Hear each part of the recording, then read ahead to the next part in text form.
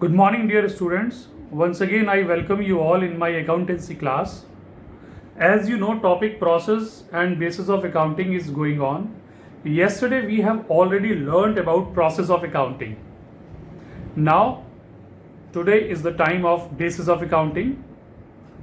So, there are two bases of accounting, cash basis and accrual basis. One by one, we will discuss about these two bases of accounting, and we are going to learn about their advantages, disadvantages, and difference also. So first topic is cash basis of accounting. You know, basically there are two types of transactions in the business, cash transactions and non-cash transactions. In cash basis of accounting, my dear students, only cash transactions are recorded.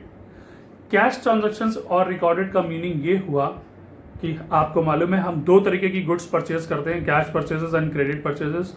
तो हमारी जितनी भी cash purchases of goods है सिर्फ उसकी posting की जाएगी। Same way जो एक्सपेंसेस हम पे करेंगे उसका ट्रीटमेंट हम करेंगे। ऐसे ही जो भी इनकम हमको रिसीव होगी हम सिर्फ उसका ट्रीटमेंट करेंगे। जो भी हमारी कैश सेल्स ऑफ गुड्स होगी सिर्फ उसकी पोस्टिंग करेंगे। दैट मीन्स जितने भी क्रेडिट ट्रांजैक्शंस हैं उनको हम इग्नोर कर देंगे।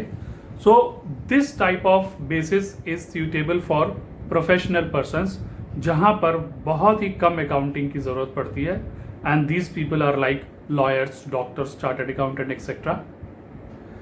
सो there are few advantages also of such type of accounting because this is very simple and realistic, and it does not require the use of estimates and personal judgments. Same way it is suitable for those enterprises where most of the transactions are on cash basis.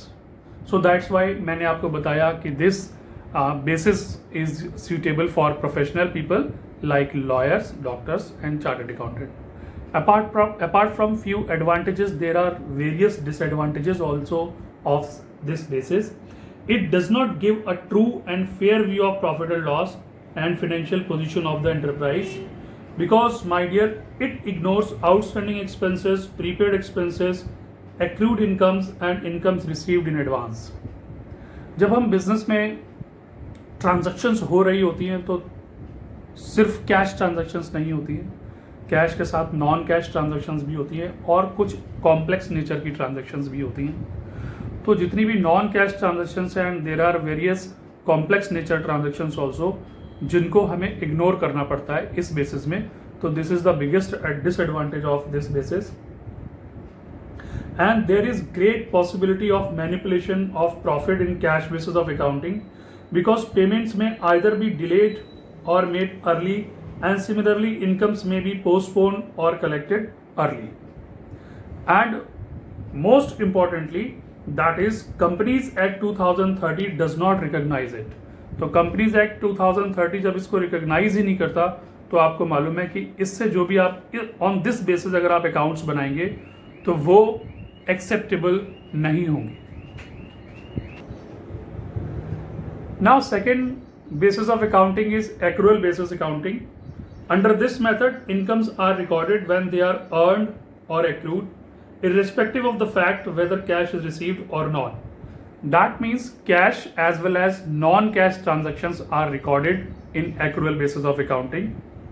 So that is why this basis of accounting is widely accepted by all the business firms.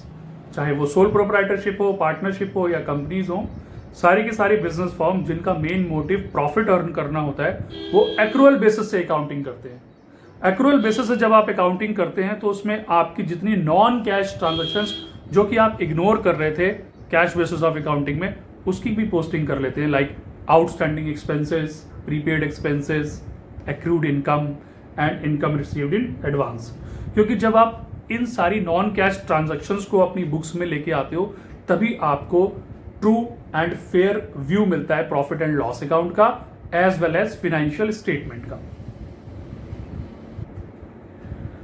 तो फटाफट accrual basis of accounting के कुछ advantages देख लेते हैं। It follows the matching principle of accounting and it is recognized by companies act 2013।